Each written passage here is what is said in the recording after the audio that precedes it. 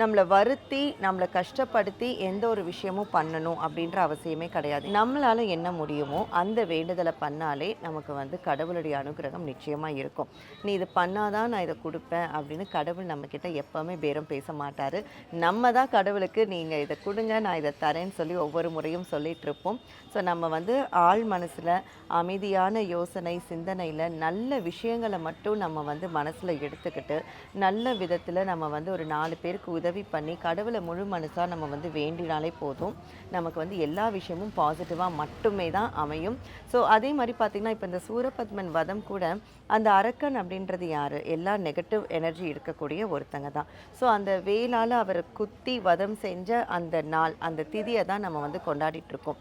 So அதே மாதிரி தான் எல்லாருடைய மனசுலையும் நம்ம எல்லாருமே 100% நல்லவங்களாக இருந்துட முடியாது. நமக்குள்ள ஏதாவது ஒரு சின்ன ஒரு போட்டி பொறாமை ஏதான ஒரு சின்ன விஷயங்கள் கூட இருக்கும் இல்லையா?